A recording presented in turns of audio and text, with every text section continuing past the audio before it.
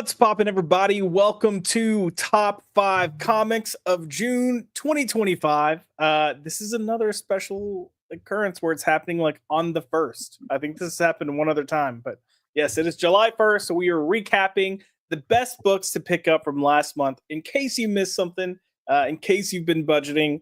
But as always, we're going to talk some awesome comics with you after I fix my mic. Not my mic, my camera, one of those things. I'm a professional, okay? As always, I've got my main man, Truski, here with me, aka Dolan, aka I Write Comics. What's up, brother? How are you?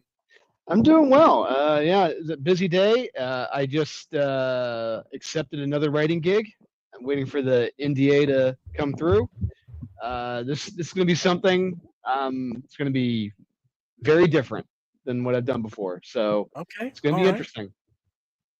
Keeping busy as always. We expect nothing less from you at this point. I think it's going to be more shocking when you don't have a new book.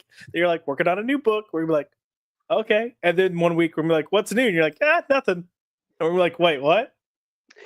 Yeah, and what's great now is what's great in my position is that I typically give people different publishers 3 different options when it comes to forms of payment, and I'm at a point now where it's just like, hey, I'll completely forego my page rate if you'll do, say, two covers for me.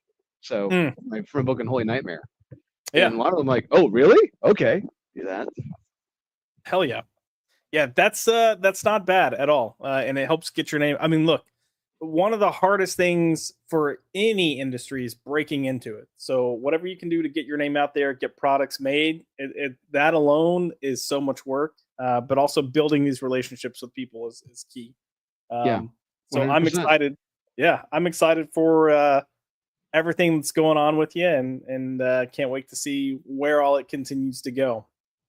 But Drew, this week is we will have 4th of July this week. Do you have any big plans? Let's see here. I believe I will be ending a campaign this 4th of July weekend. Oh, okay, okay. Yeah. A little campaign for a little book called Unholy Nightmare #2. Is that correct?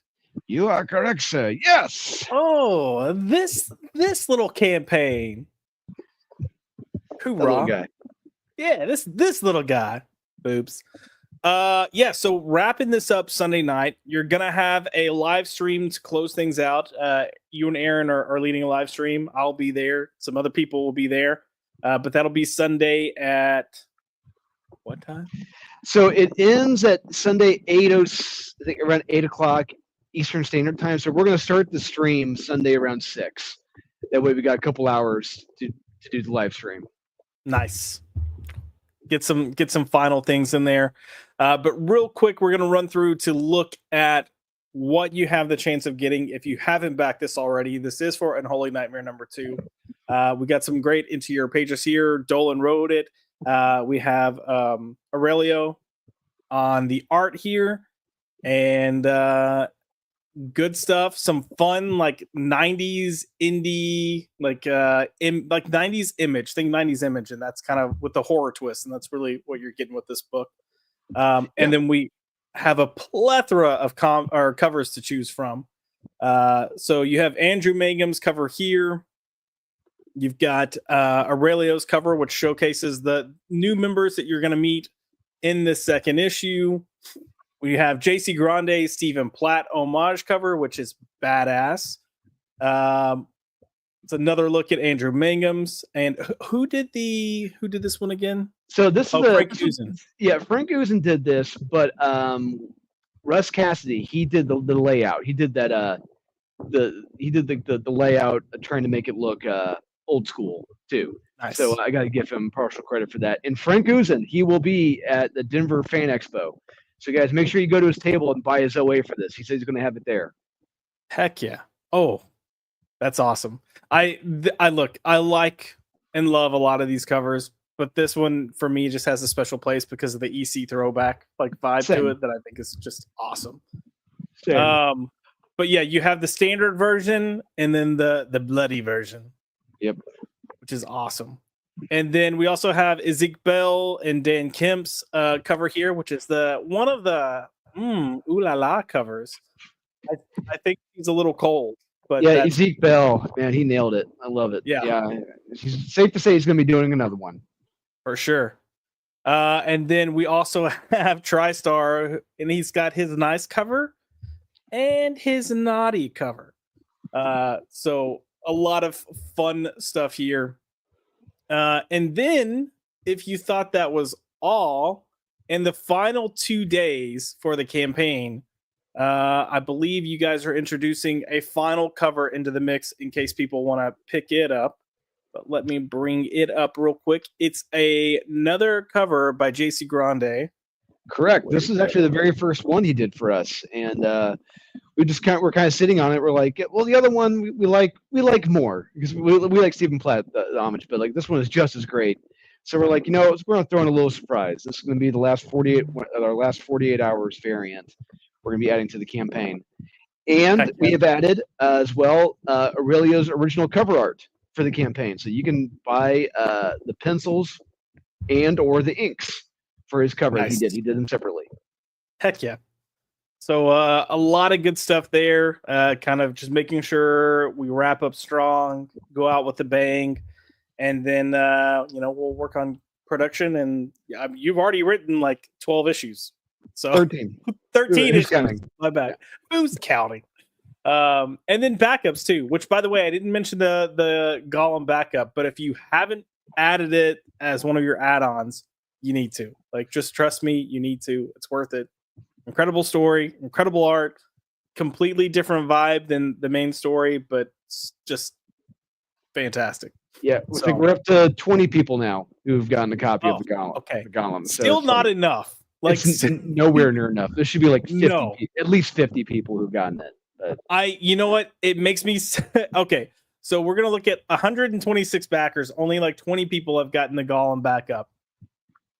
You guys are missing out. Like, that's all I can say. So I don't know. Go fix yourself. Yeah. Or something like that. As I say during Wes's best of the week, go fix yourself.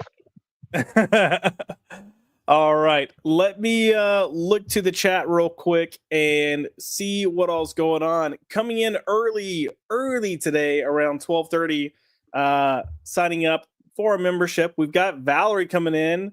Val, what's up? Val became one of our regular chats at Dallas Fan Expo, and then she and Ezekiel have been pretty much here every week. So loving it. They used to lurk, now they don't lurk. We pulled them out of the darkness to come comment and chat. But Miss Val, thank you for becoming a member. I really appreciate it. We do have member streams that are going to be launching Sunday, starting this Sunday, and I'll talk a little bit about that before the end of the stream. But for now, let's go with this.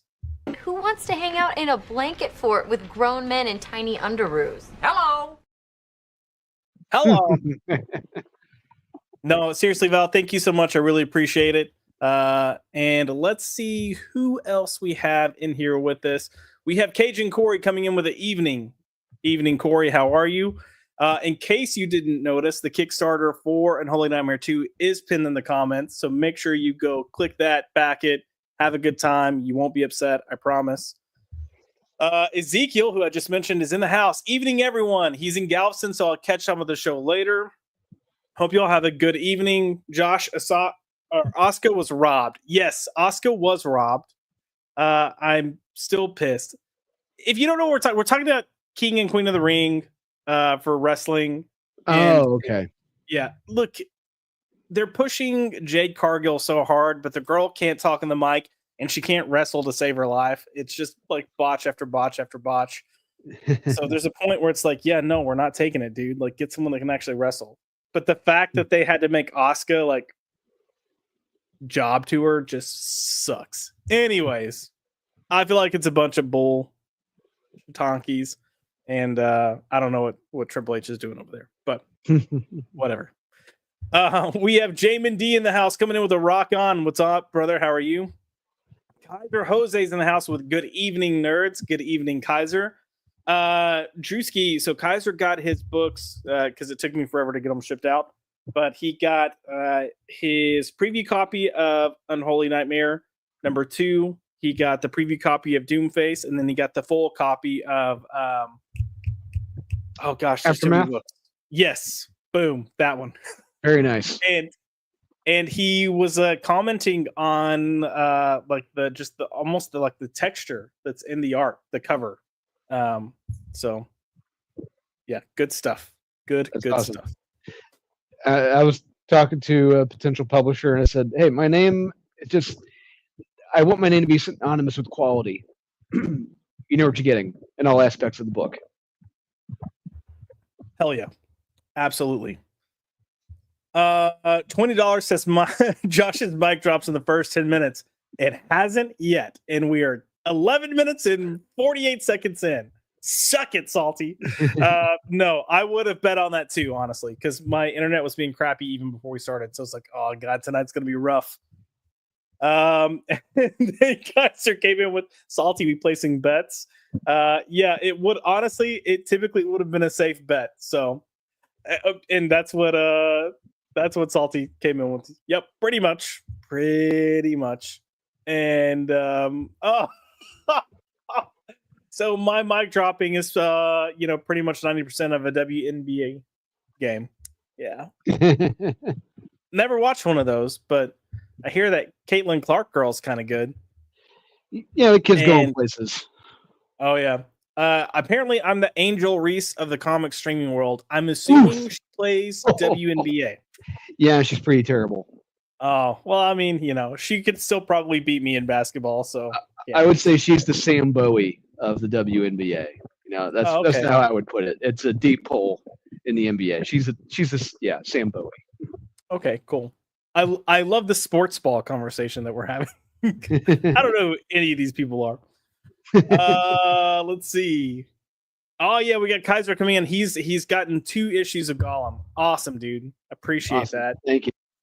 Yeah, what's going to end up happening is it's going to get released. People are going to find out about it or discover it, and then people are going to want to try to get it. So yeah, and we saw this happen with Aaron and Doomface with the New York Comic Con exclusive that we had, and it's like people keep asking, "Oh, do you have any more of that? You have any more of that?" It's like, no, we told you guys only so many copies were made.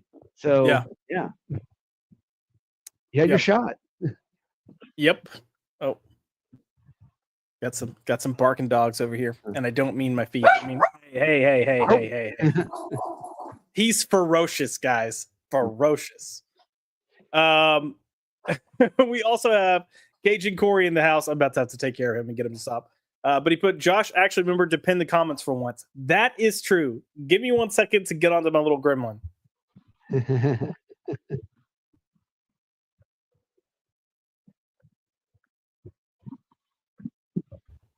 The little shit. No, he's usually good. So if he's barking, someone's knocking at the door. Which they can wait. We have Valerie Cruz coming in again. Thanks for the shout out. Of course, thank you. I've said it multiple times, but I had a great time chatting with you and Zeke in Dallas, and look forward to meeting you guys again.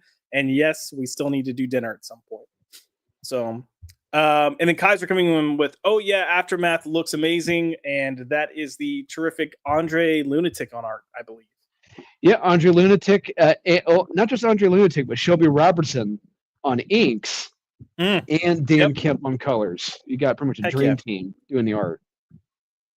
Very nice. We have Eric Breen in the house. Breen, the comic book encyclopedia himself, coming in with Girlberg going straight to the top. Yeah. Jade Cargill sucks. She can't even do, at least you could get Bill Goldberg in there, do a few moves, and leave. She struggles to even the girl can't even pin somebody. She botched the freaking pin. So I'm gonna be pissy about this for a while. Just get ready. Yeah, I'm mad. They're gonna be like, "Don't you realize it's fake?" I'm gonna be like, "Shut your mouth. It's real to me." We have Mark McGrath coming in. 4 days left, Drew. 4 days left. Wow, crazy. It's hard to believe it's only 4 days. It feels like we just started it.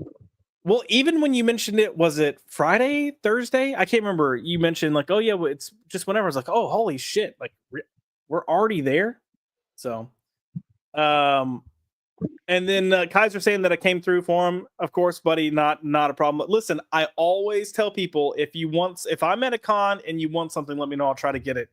So far, the only person I've let down is Salty, and Max can attest. We kept looking for those covers and nobody had them.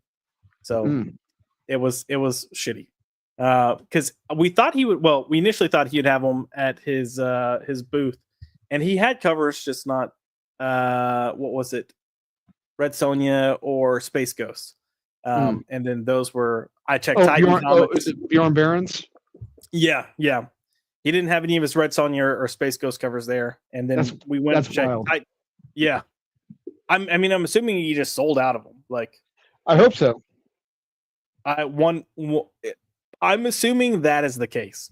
So, Salty Traveling Sea with coming in with Transformers better be on someone's list. I mean, maybe, possibly. We'll see. We'll get there. Drew has bad taste sometimes, though, so it would be on his list, not on mine. I only pull the number ones. But is it on the list? I don't know. Did Alex Cott or Riley Rossmer work on it? I don't know. You know what? I don't really know much of Alex Cott's work. I know he did like a run or two of Suicide Squad, and they weren't awful. But I say a run, like an arc or two, I should say. Yeah, but other than that, couldn't tell you what the dude's worked on. It's like honestly, if you want someone like him on your book on Transformers, go read the IDW Transformers. That's the audience he's catering to. There you go. And clearly, Skybound does not want to repeat of what IDW did. That's where you're not going to get that Joker or anyone else on the book. Gotcha. So here's just a confirmation on what Kaiser was talking about. Every page of Aftermath has that grooved printing texture, and he thinks it's amazing. So there you go. Yes, I'm constantly letting people down. Just comes with being my friend. I try not to. Sometimes I overpromise and underdeliver. Check my DMs. I will try to in a second. Baron Space Ghost covers are awesome. Yes, Baron's work in general is awesome. Yeah, his Gunslinger Spawn stuff he did. Yeah, all the stuff he did for Todd is great. Yeah, nice. And then coming in with $4.99, we've got the lady herself, Mrs. Sassy Sasquatch, Joshy, hugs and kisses, XOXO. Sassy, good to see you. I miss seeing you on Sundays, but I understand. Regardless, I'm just gonna, spam you with reels on TikTok. So I hope you're ready for that. But Sassy, for the $4.99, I am going to give you. You know what? Let's do this. Thank you. I appreciate that. But I think I'd rather you just wash the fucking dishes and shut the fuck up! Fucking psychobabble bullshit asshole! I hate her. I hate her! Fucking psycho bullshit. God, I love it.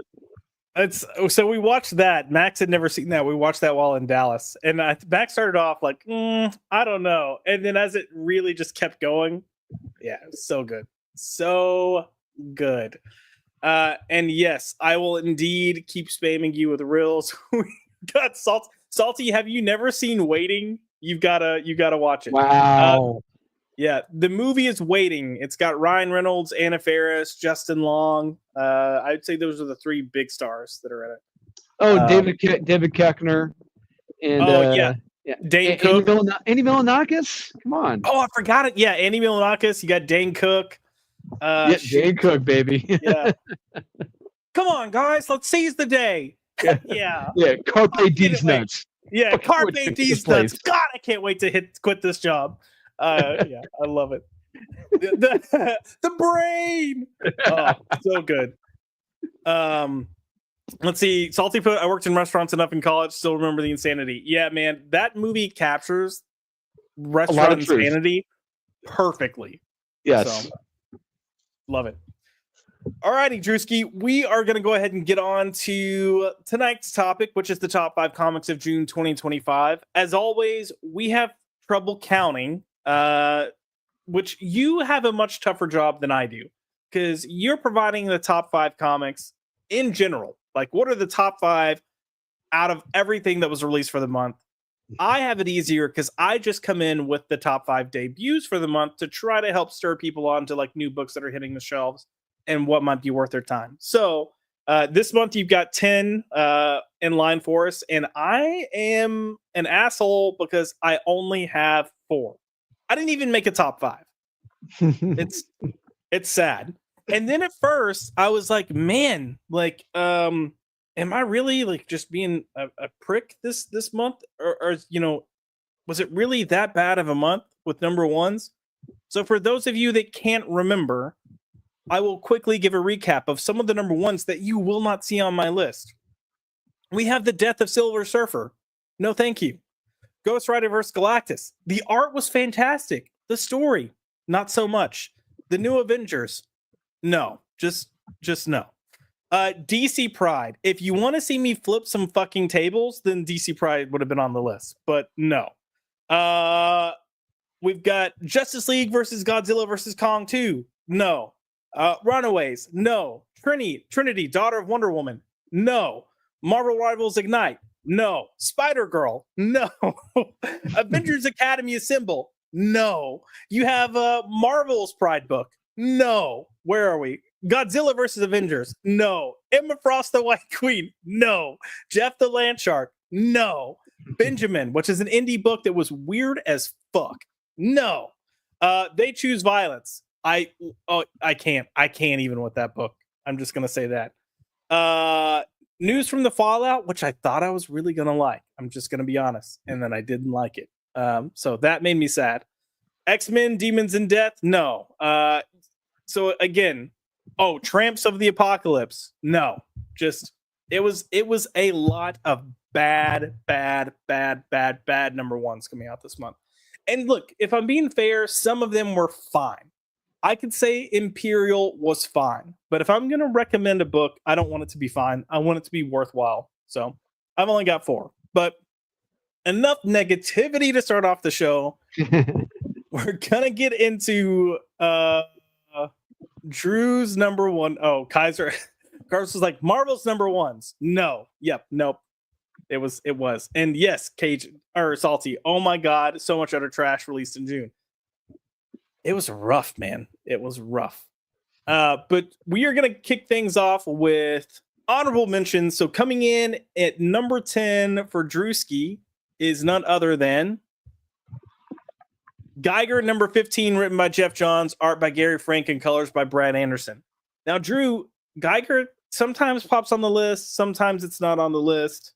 What made this issue crack the top 10? You know, it's getting back. It's veering back on course. It's where I wanted to. It's heading where I wanted to go, and the art has been relatively consistent. I mean, granted, Gary Frank hasn't done every issue. We've had Paul Peltier come in, but he's done a great job filling in. He's done a great job maintaining that tone of Gary Frank. It's not jarring, and this everything culminates here in this big issue between Tariq and Ashley, and it gets pretty explosive, gets pretty crazy, but not just is it the end of things, but like other things are taking place too. You know, new things are happening, and we get reintroduced to other characters from the prior run, and it's got a lot of great stuff going on here, and it's doing what I've wanted it to do. And it's so much better than the initial run, like 3 or 4 years ago. We're really seeing Tariq Geiger as a hero, as a superhero in this, and I like it for that. I gotta recommend this. Everyone needs to check this out. Yeah, I think Geiger has consistently been good. As you had your first 5 or 6 issue run, I believe it was.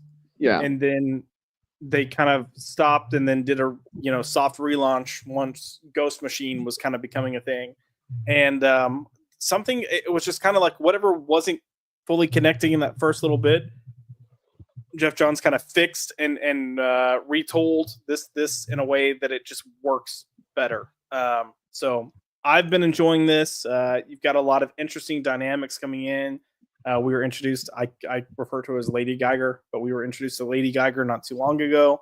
So it's been a lot of interesting dynamics. And I'll second that Gary Frank on art is always just a plus, but Paul Pelletier's filling in. Like, if you're going to have a fill-in artist, definitely not a bad artist. So no, and he was between he was doing this and he was doing G.I. Joe, Real American Hero as well. So it's like, hey, good for him.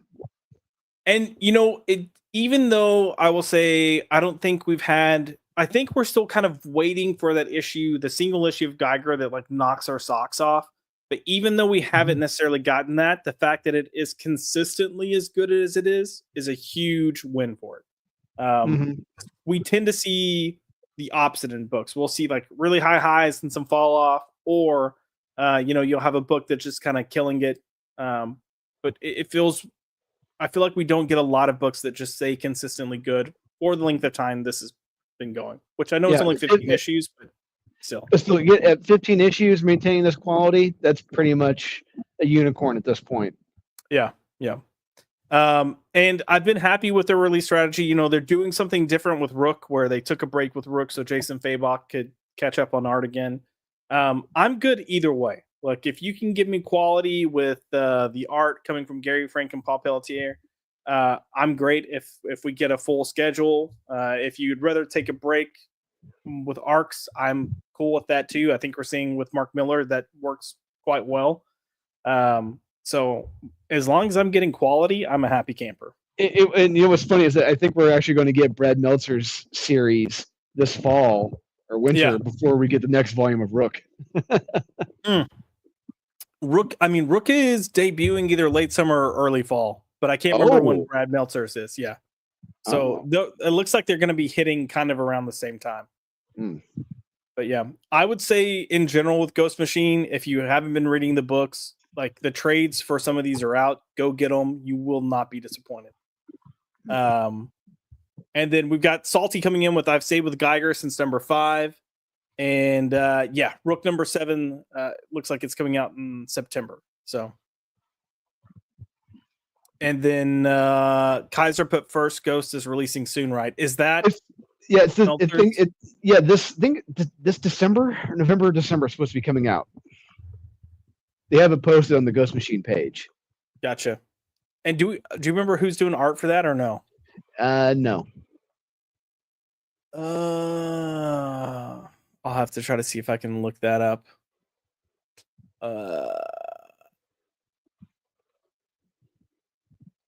Let's see. Brad Meltzer, first Ghost. Gene Ha. Is Gene Ha? Oh, Gene. That's outstanding. I feel like I know the name. Yeah, he did a lot of work for DC Comics. He's done work for Alan Moore on Top 10. Oh, okay. Top 10 is what I recognize. Yeah, he just kind of disappeared. He had his own little creator project he's been doing for a long time. Yep. And he hasn't really done anything outside of that. So this is like his first big real return in a while. Yeah. Yeah. Like 15 years, 10 years, 15 years probably. At least. Yeah. Because I remember, it was funny, is I remember going to conventions and taking comics for him to get signed, and he'd be like, "All right, I'll sign them all." He's like, "You just got to buy some copies of my my book that he was doing, like Ma or whatever it was called." It's like, oh yeah, all right. So I bought those. He just signed every book I had. It's like, oh, okay, I'll do that, sure. Fair, yeah. I mean, considering some people are charging $10 a signature now, or more, I'll do that. Yeah, Gene Ha, great style indeed. Mm-hmm. I feel like he should have been I had a conversation with my comic shop owner, a few months back, a year back, about him specifically and how had he not kind of stepped away for a while, that he would have been one of the names. Yeah, he would have. And yeah, like I said, check out Top 10. If you guys never read Alan Moore, at least check it out for the artwork. It is fantastic. But yeah, and when he kind of became mildly popular, he just got lost in the shuffle, and which is unfortunate. But I think if he really hit the mainstream now, he's really going to stand out, and people are really going to be clamoring for his work again. I really think with First Ghost, yeah, he's gonna hit strong. Agreed. Salty, he would have been excellent on Batman. Yeah, I think he did like a Batman story, like a short story. I think it was one of the Elseworlds. Yeah. It was. I think it was about the rock and roll one. Oh, gotcha. Yeah. How evil rock and roll is. Yeah. Oh no. Satanic panic. Yeah. And then Kaiser put, why isn't Ghost Machine promoting sisterhoods? I haven't seen one solicitation. Look, as much as I love Ghost Machine, I think part of their problem is it's a bunch of creatives and they need a like logistics guy in there or a marketing person. Yes. Because marketing is where they are falling short, unfortunately. Which is insane because I remember that initial preview launch at New York Comic Con back in 2023, massive booth, literally right next to us. And I was thinking, oh shit, this is going to be huge. And they haven't really done anything outside of that initial push at New York. Yeah, it's wild too, because I think for the most part, all of their books are good enough quality that they really could be a game changer. We're seeing Image with the Energon universe kind of, adding a little bit of a shakeup. You've got Conan on its own so far, adding a little bit of shakeup. But I think if you could get Ghost Machine to promote better and try to make themselves more known to general audiences, I think they would be absolutely killing it. So, yeah, and more work promoting, reaching out to local shops as well. Local, yeah. It blows my mind that there are a lot of shops that don't carry Ghost Machine books in their shop. It just, for me, it's wild. But we found out that is the case, and I don't know. They'll figure something out, hopefully, because these books are too good to just be slept on. But yeah. So, Truski, we are going to... Oh, real quick. Yeah, Hyde Street's always sold out at his LCS. That's a good problem to have. So, hopefully that shop will bump up their orders. Truski, we're going to move to your number 9 for the month of June, and it is G.I. Joe number 8, written by Joshua Williamson, art by Andrea Milana, and colors by Lee Lawfridge. So this was a nice kind of like segue issue. Second one in a row where we kind of like slowed down the pace a little bit to try to just focus and highlight some characters. But here we get to focus on the Baroness, and she gets a little like trip, but she's not alone. Yeah, so she leaves. She's not sure if she wants to stick around or not. She's like, "Oh, I'm leaving. I'm taking vacation. I need a break." And it's CoverGirl is kind of shadowing her, and they have a great girl to girl conversation about things, talking about their lives, and it's fun. It's very interesting. You see how similar and different they are in some ways, and on top of that, they got someone is hunting down Baroness because. Imagine my shock. Baroness got on the bad side of someone. Oh gosh. Yeah, but yeah, it's a fun read. It's not a complete timeout like volleyball issue of X-Men, but like it's a fun little segue where you get to know more about your characters. Correct. And with a little bit with some action in it, and yeah, it's fun, and I recommend it. Yeah, you have a little bit of plot progression in terms of characters kind of preparing themselves for decisions in some reveals, but it's a nice kind of like sidestep. Sometimes you need to just take a moment to breathe and kind of get grounded with your character before you go balls to the wall. And I feel like that's what they're about to do with both G.I. Joe and Transformers, is just start going all out. Because I feel like we're clearly setting up for that crossover that's kind of been teased for a while to happen. And even the books themselves are starting to show more of other things. So looking forward. Dude, I cannot wait for the big, they're going to have a big artist working on it, and if not already doing it. So I can't wait. Yeah. I mean, and we got the Transformers news. So Robert Kirkman and Dan Mora, which I think is excellent. So we talked about that last week. Yeah, to some, not to others. Let's go ahead and move on to our number 8 pick for June, and that is going to be Huck, Big Bad World #2, written by Mark Miller, art by Raphael Albuquerque, and colors by Dave McCaig. Another really strong issue. Huck, I feel like, kind of surprised us when it came out. I don't feel like there was a lot of hype leading up to this, the issue 1, and then it caught us off guard, and we read it, and we're like, okay, what do we expect from Mark Miller? It's good. And this issue I thought was really interesting. Started off pretty intense, and you've got this assassin guy here, and then Huck's going after him, and we kind of learn things towards the end of the issue that explain how the assassin operates, why he operates, and maybe things take a turn in a direction that I know I didn't expect. Yeah, they did, especially the last page. It's like, wait, what? So I'm very curious to see where things go in the subsequent issues. But it turns into a full-on action, massive fight between these two. I absolutely loved it. It's a great action sequence. And the opening of it, it's taken straight out of the movie Wanted with James McAvoy and Angelina Jolie with our hunter here on top of a train trying to shoot someone. I was reading it. I'm like, why does this look so familiar? Oh, yeah. But yeah, it's a very fun issue. It doesn't have that emotional punch the first issue did, but it's still a really damn good issue. Yeah. I agree that it's lacking the emotional punch, but you get a lot of great action, especially for the first half of the book, at least.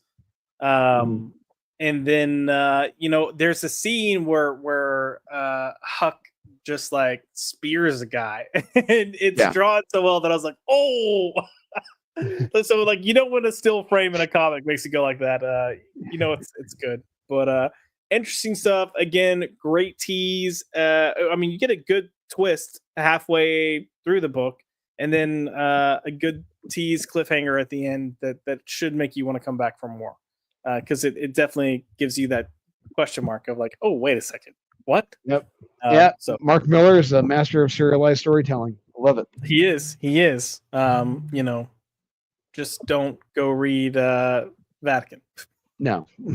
Actually, look, the story may have been fine. I just couldn't get past the art. So sorry, guys. Yeah, read the novelization. Yeah. Oh, yeah. Oh, gosh. Coming in at number 7, we have Teenage Mutant Ninja Turtles #9, written by Jason Aaron with art by Juan Ferreira. So aside from Juan continuing to kill it on the art, what happens in this issue that you feel like makes it stand out, Drew? There's some great moments between the turtles, the brothers themselves.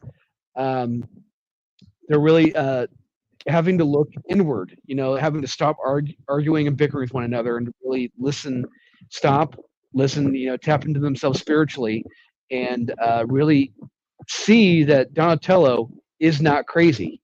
Splinter is with them, and he may or may not be in the vessel itself of the dead rat, but he is speaking to them, spiritually. And I love that aspect of it. And I'm very shocked and surprised by that from Jason Aaron. I was expecting him to be like, no, they're fucking crazy. But no, he really tapped into it. I'm like, good for you, Jason. I got to give you kudos, brownie points for that one. And the other thing is this, with Donatello, he's captured here. And he's talking to the district attorney, the mayor. I think it's the mayor. Mm-hmm. And Donatello, he's got him all figured out. Donatello's just telling him he knows exactly like what happened to the mayor growing up, And the mayor's like, what are you talking about? No, that didn't happen to me. I don't know what you're talking about. Get out of here. And it's hilarious. But yeah, the issue is so beautifully illustrated. There's a great sequence in a building where you see, I think it's Michelangelo. Kind of going like straight from the bottom, working his way up and down through the building. It's a great sequence. This is a total recommend. TMNT. Yeah. It is. TMNT has not been this much fun in a very, very, very long time. Yeah, I don't know what it is right now about like the '80s brands just killing it, but a lot of your '80s kind of like stables are back with a vengeance. I guess some of them fall into like '70s and prior, but. Or 60s. Just in general, we're having a lot of stuff make comebacks, and they're really making their presence known. As soon as I get my hands on Bionic 6, we're really gonna be rocking in the '80s. Indeed. But no, I'll agree. This has been way better than I expected it to be. And then Juan, when he stepped in on art for me, just only elevated the book even more. So it's a winning combination here, and I'm curious to see how long they go, because I know Jason Aaron isn't actively working on the book anymore. Yeah, so I don't know. I was thinking he's probably got 12 issues that he's done. Probably. But I do wonder if it could do well enough that they could come back and be like, hey, we want you to come back. So you never know. Anything could happen, but for what he's delivering right now, it's fantastic, and I'm happy with it. And he's got, honestly, one of the best artists in the biz, Juan Ferreira, illustrating. The Turtles have not looked this amazing on page in a very, very, very long time, if ever. Agreed. Kaiser Jose put, he's waiting for the Super Ted revival. What the hell is Super Ted? And what do you know what Super Ted is? I started thinking of Super Dave. Not Super we're Ted, talking about the teddy bear Super Ted? Oh, Lord. Kaiser. I'm done. Oh, geez. All right, we're going to move on to our last honorable mention, coming in at number 6. Drew has picked a Marvel book. What? Shocking. What? A Marvel book? Yes, we have SpiderMan and Wolverine number 2, written by Mark Guggenheim, art by Kari Andrews, and colors by Brian Rebar. Again, this has just kind of been a fun, a little off the wall, just banger of a book. Both issues have been action packed, and I can't remember the last time I've said that about a Marvel book. Yeah, just straight up action packed, no agenda, and I told this to Wes when we reviewed it this past weekend that honestly, this is the best illustrated Spider-Man we have seen in a very, very, very long time. And Kari Andrews, he's doing some of the best work of his career in this damn book. And the other thing I mentioned on the stream with Wes is that if you're a kid, you're young, let's say between 8 to 12 years old, and you're just getting into comics, and this is your first comic, and you see how Spider-Man is illustrated in this, you see how Wolverine is illustrated in this, I guarantee you this will blow your mind. This will get that creativity burst in your head, going where it's like, oh my god, this is so cool. I gotta know more about this. I want to do comics myself. This is a comic that's I can just see being very inspirational to someone who's very, very young. And so I know for me, if I had seen this when I was 8, I'd been like, what the hell is this? This is amazing. I didn't know Spider-Man could look like that. And Kari Andrews, he is doing his best Todd McFarlane right here. And honestly, I told Wes, this is the best Spider-Man's looked in 35 years. And that is no hyperbole. I know what I'm saying, and I fight me on that. Spider-Man has not looked this good in a very, very long time, and I love the action in this. I love the last page, the cliffhanger in this. I can't wait to see where it goes. It's a very simple story. It's these two fighting each other. But that's not always a bad thing. Sometimes no, it's not. You just need. It's a mini series for one, but it's a very simple concept that has some deep ramifications, I guess. But yeah, honestly, it's been a fun book to read. Again, action packed. I'm not as on to Kari Andrews' art as everyone else is, but I own that as my own personal thing there. But I think, Drew, you were the one that said his art kind of reminds you of that kind of big bombastic style that was like Marvel versus Capcom. And the moment you said that, I was like, you know what? I can totally see that. And even when I don't necessarily like the aesthetic, or I guess the look of Kari's art, I will say his pages and panel layouts and his perspective on panels, I think is actually really, really good. Bullseye. There is nothing boring or bland about this. No, at all. And speaking of that, I just saw another Marvel comic this week. A new one. It's a new Godzilla comic. Shocker. But I saw the page layouts, and they're just so flat, leveled, dull, boring, and it's just like, you have Godzilla, and this is what you do? Get the F out of here. Get that crap out of here. You need a guy like Kari Andrews, who's going to bring those dynamic angles. Everything is big, bombastic, in your face, and that's what comics should be. It's what Marvel comics should be. And if I had a kid, if I did, I'm giving him this comic because I guarantee you his mind will be blown by this. Oh, you're muted, Josh. Hey, that's not bad. 45 minutes? No.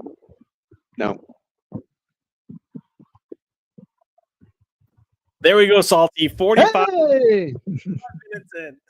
Oh, geez. We knew it was going to happen at some point. Yeah. I wish I would get notice on my screen before it actually goes out, but so what are we going to do? We've got Kaiser Jose coming in with Kari Andrews' art. Reminds me of McFarlane. Oh, gosh, I'm going to butcher this name. Joe Mad. Just say Joe Mad. There we go. See, I get the Joe Mad aspect. And it's criminal. He's not on a major book. Honestly, he's probably not on a major book because they can't afford him. Probably, yeah, exactly. Because every time he, that's what. I mean, sorry to cut you. I mean, that's what the one reason why. That's always the number one reason why you don't see these big names on doing ongoings because they can't afford them. They're paid. They've priced themselves out. Yep. Which if they weren't trying to do 1 million books in a month, they might be able to afford having these guys on an ongoing book. But what do I know? What do I know? It's not like I've ever had a leadership role in a major nationwide, well, I guess worldwide company, but whatever. I'm just Joe Schmo over here. We've got Rye Guy KC coming in with I picked up number 1 and 2 today because of Kari Andrews' art, hoping the story is decent. The story's a lot of fun. It's just, you've got a few pages of setup and then it just turns into bombastic action like halfway through the first issue, and then it hasn't let up since. So get ready for that. Salty put, I saw a preview of the new Captain America. I hate the flat color palette. I'm hearing it's weird.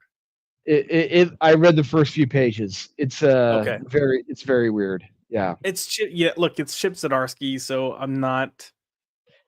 Honestly, I'm surprised when I opened it that I wasn't reading about someone in a bar talking about Karl Marx and how amazing communism is. Oh gosh. And Captain America agreeing with him, but no, he's able to keep that in check. Yeah. Okay. For several pages at least. There we go. And then yes, Salty lost the bet. Indeed, Salty's coming in with damage. Don't blame me. Blame my internet, man. My internet's the one that decided to wait 45 minutes to crap out instead of the first 10. What a jerk. What a jerk.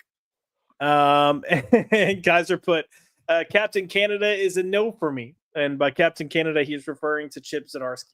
Yep. I don't know what happened with Chip. He went from being solid, like, you could almost bet you're going to get a decent book from him, and then it just fell apart. Well, it's funny. He went from a guy who thought he was the funniest guy on the fucking planet, like Mark Russell, when he was doing Howard the Duck. And if you remember that sensational Spider-Man run he did, when it started off, it was fucking terrible. It was incredibly unfunny. You had Spider-Man on a date in costume wearing a brown corduroy jacket doing stand-up. It's like, what the fuck are we doing here? But then I think he had his call to God. He had a crisis of the conscience, or what alcoholics refer to as a moment of clarity, or talk to God, and he turned into a full-on action series after that. And it's like, oh shit, he saw the error of his ways. He's not funny. So yeah. And then, he had Spider-Man Life Story, which I thought was quite good until the end. Yes, I agree. Yeah. Easy job because you're kind of recapping Spider-Man. Yeah. You had his Daredevil run, which had some low points, but overall, those first 6 issues, fucking solid. Yeah. I will always recommend those first 6 issues. That last issue with Spider-Man talking to Daredevil, like pretty much reading him the riot act, where it's like, no, you're done. It's like, this is great. Yeah, the moment that Elektra started stepping in and becoming Daredevil for me, that was what it just. We talked about this with Daredevil, Cold Day in Hell. It just doesn't feel like that.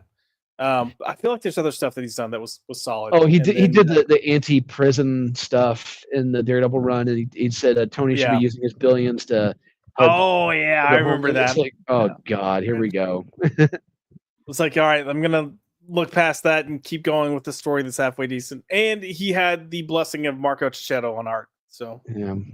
Well, when he was on art, but and then Kaiser Jose's coming in with Sex Criminals was horrible. I never read it. I'm gonna be honest. It didn't sound like my cup of tea, so I avoided it.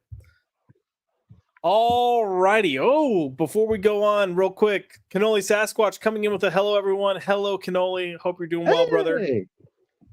Good to see you here. We're gonna get into our top 5. Before we do, we have 54 people watching right now.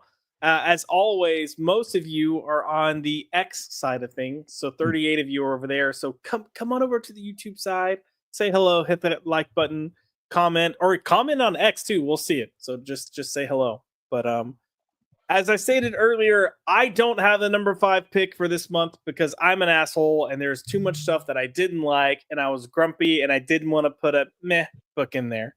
So I'm going to ask, what would you end up putting for your number 5 or my number 5? You'll have to comment it below after the show. You're going to have to wait to see what my top 4 are. But once everything's said and done, I'm going to be curious to see what you guys think should have been in my top 5 debuts. But since I don't have a number 5, we're going to go straight to Truski with his number 5, which is Batman Dark Patterns number 7, written by Dan Waters, art by Hayden Sherman, and colors by Triona Farrell. I loved this issue, and I thought it was creepy and interesting, and I think it's doing so many things well, and it's got enough of a odd, offbeat, weirdly grotesque vibe to this whole book that just is, I think, really enticing. Yeah, this is a Batman horror series, in a not just like a monster horror, but like a psychological horror as well. And what I love about this series, and specifically, is that Dan Waters, he's making Gotham a character again. Yep. He's making Gotham unique again. Like all these different subsects of Gotham, how they're all unique in their own way. And when we go here to I forget the name of the town, the name of the neighborhood is the Rookery. The Rookery. Yeah. You just see like it's all like shanty on top of shanty on top of shanty. There's no mailboxes. It's like this whole underground city underneath Gotham. It's like, what the hell is this? And like kind of standing out, looking at Batman, he just knows like it's like he's an infection in this city. It's kind of referring to like the Rookery is like this living, breathing thing, and he's the virus in this city, and they got to get him out. It's like, oh, this is so damn good. And the art by Hayden Sherman, he fucking nails it in this damn book. Agreed. And it's like it's so funny if you compare his work on this to Absolute Wonder Woman. It's like, this is the same guy. There's no way. Oh, yeah. I guarantee you, he's giving his all in this series, and it shows because he nails it. I love this series. It's only gotten better. The first 2 issues, I was not a big fan of, but with issue 3 and on, I've been all aboard. I'm all on the Dan Waters train for this. This is fantastic. Yeah. Strong recommend. Agreed. We got some of Hayden Sherman's art featured here, and again, just night and day compared to what he's doing here versus Absolute Wonder Woman. I have not been enjoying what he's doing on Absolute Wonder Woman. I feel like something about it is off. It's not the same. It's not the same guy. It really isn't. It feels like there are certain things that I can see where I'm like, okay, yeah, I see that it's Hayden Sherman, but it just looks like he's having more fun with this, and it feels like he's phoning in Absolute Wonder Woman. Yes.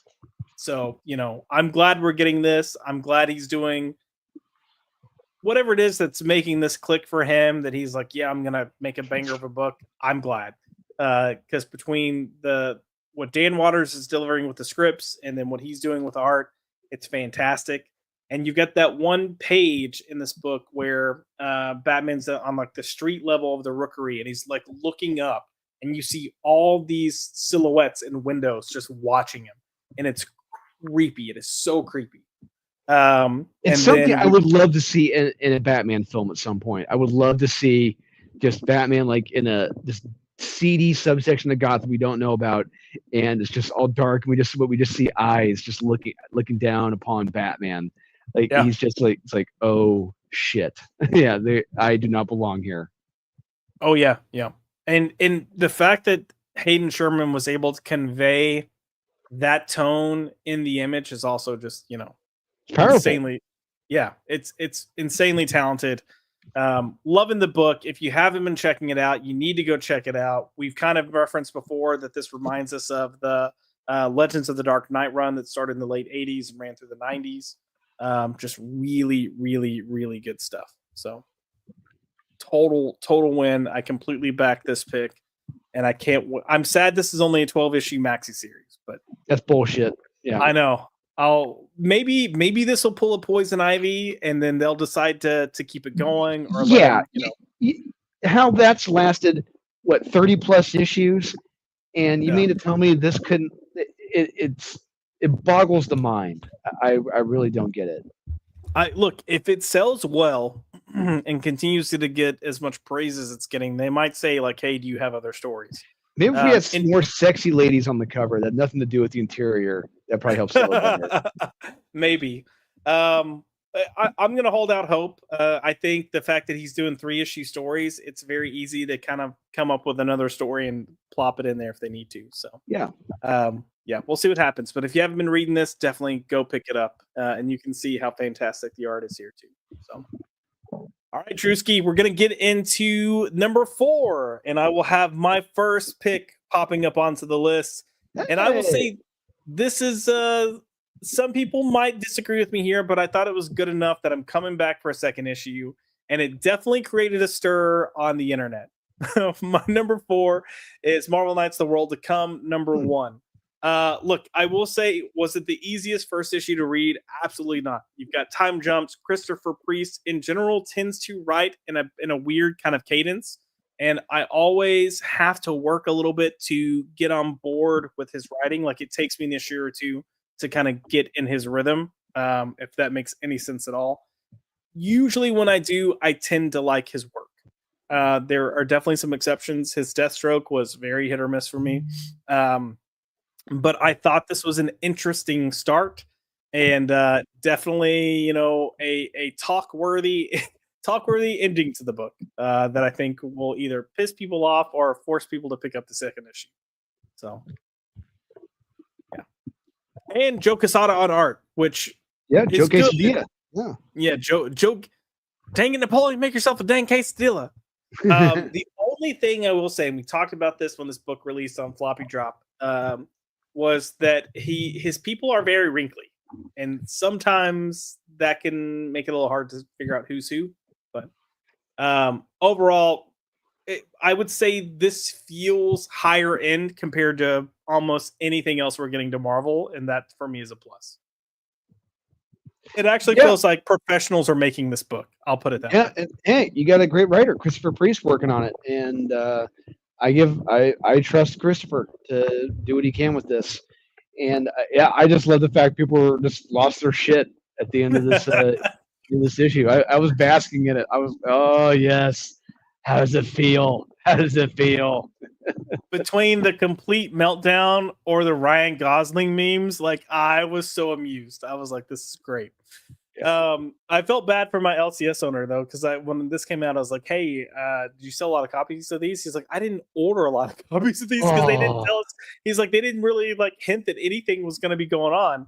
And this came out the same week as Imperial, so he was like, if you're looking at the two books from an ordering standpoint, 3 months ago, then you're gonna think that Imperial's gonna be the book to get. It's gonna be the one to sell. And he's like, it wasn't. It was definitely I should have gotten this one. Yeah, so. It's really looking like this is going to be another event by Jonathan Hickman. It's going to fall flat on its face. Dude, it's going to super flat on. Nobody has been talking about that book at all. No, I completely forgot about it until you brought it back up. I was like, oh shit, that's right. That did come out. It was just very, we're talking about it. That was just a book where a lot of build up to it, but it's like a guy at a bar hitting on a hot chick talking to big game, but you get back to the hotel room. Yeah, you're packing nothing. You got nothing. And that's Jonathan Hickman. Talks a big game, but he can't bring it home. And it just the death of Scar. Who gives a shit? Yeah. And honestly, and not just that, we don't even see the death. Yeah, but we're told how he died. It's like, okay. And on top of that, we're just spending a lot of time drinking and BSing, talking with other people. It's like, what the fuck are we doing here? This is your first issue of your big event? Okay, whatever. Yep. Not much of a banger by any means. No. Kaiser Jose put Hickman's name doesn't do anything for me anymore. I'm pretty much right there with you, man. Like, honestly. And then Salty put, all right, I'm gonna pick this up, better be good. Look, I'm not gonna say it's great. It has potential.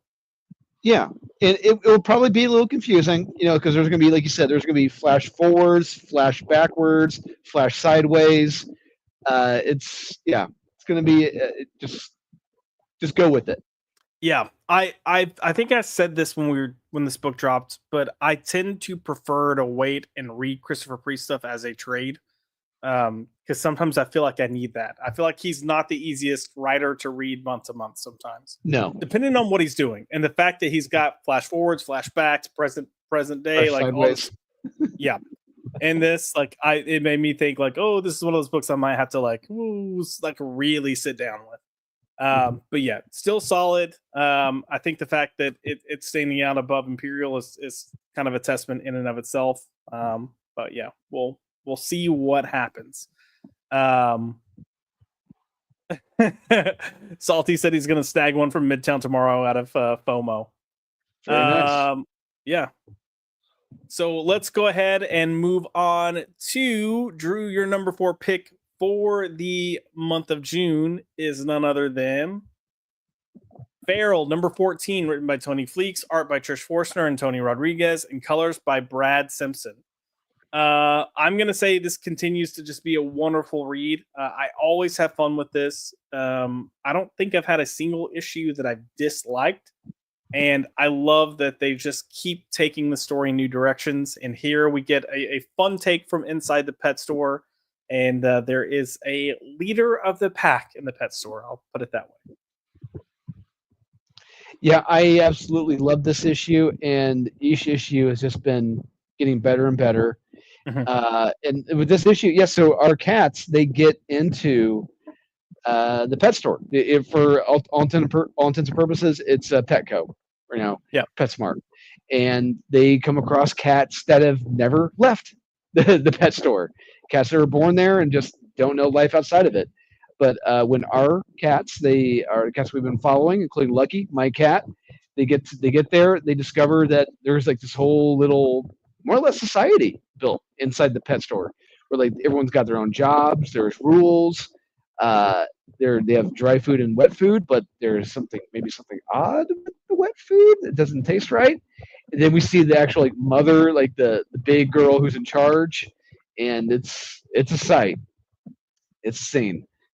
But we learn that there are consequences for not following the rules, and it doesn't sound like it's gonna be too good. But there's also the mystery of what's going on with the wet food. I'm hoping we get a big reveal on that later on. That should be pretty good. But we also see like they find romance. A couple of the cats they find love in the apocalypse, which is wow wow. Yeah, brown chicken, brown cow got going on here. Yeah. And go ahead. No, go ahead. I was gonna say you're talking about the kind of like the mother, the leader of the cats in the shop, and I'm like, there's just something about the type of storytelling you're doing when you look at a cartoon cat and go, "Yep, that cat has a smoker's voice." I don't know how else to describe it, but that was my thought, and I was like, "Yep, that cat has a smoker's voice." You sound like the lunch lady from The Simpsons. There's very little meat in these gym mats. Yeah. She's got some Virginia Slim stashed in there somewhere, man. Come on. I'm continuing to love this book. And even art-wise, looking at this, like what Trish and team are delivering, like this looks different than the other issues. Like it looks and feels different. in a good way. Like they keep kind of changing the scene and the environment and shifting. And you know, one of the things that works well with this book is you never like no one's safe. You never know what's going to happen. So it keeps you on your toes. But yeah, and this great. one, this one feels like it's like the previous one where they're in the house with the creepy hoarder. Issue like this, it really feels like just that Stray Dogs callback where you're building that suspense. And you're just curious to see what's the big turn, what's the big reveal going to be, and I dig that. Hell yeah. Yeah, just great storytelling all around here. Definitely one of the best books, and it reaches a broad range of readers. So that's an incredibly hard thing to do, and this team manages to do that quite successfully. We've got Salty Traveling Sea coming in with Feral is a great run. Completely agree, man. Loving it, and it'll definitely be in my top books at the end of the year. Kaiser Jose coming in with Feral got spicy. Ooh la la, spicy. Meow. And let's see. Salty Traveling Sea put, I met Fleeks at Emerald City Comic-Con back in February and got all my issues signed in 2 head sketches. Nice. Somewhat surly, but generous with the art. Nice. And he put, I gave Fleeks the idea to a 1980s The Fog horror variant. So when it drops, speaks. Oh, okay, yes. So when it drops, speak well of your man Salty. I will indeed do that. Yeah. So if you guys aren't, so if you're in a chat and you're like, what the hell does that mean? Well, from Stray Dogs to Feral, all the variant covers they've done, a lot of them have all been like classic horror movie parodies, spoofs. Mm-hmm. They've done I don't want to say they've done all of them. They've done a majority of the popular ones, as well as obscure ones. They did my favorite one, which was a Demons homage for Stray Dogs, and Trish was like, that was Tony's idea. Tony wanted to do Demons. I'm like, that's awesome. That's my favorite one. But yeah, some are harder to find and rarer than others. But yeah, there's some really good ones they've done. Hell yeah. All right, we're gonna go ahead and oh,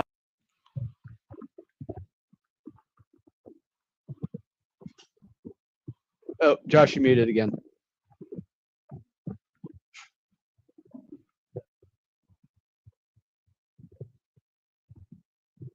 the piece of shit internet. Come on. But the latest Nosferatu cover rocks. And Kaiser Jose put Feral the 13th is sick. So, yep. And then, Mike. Stupid piece of crap. It's not even my mic, it's my internet. My browser's like, oh, your internet dropped, so we cut your mic off for you. I'm like, no, I wish you robot out, you hose.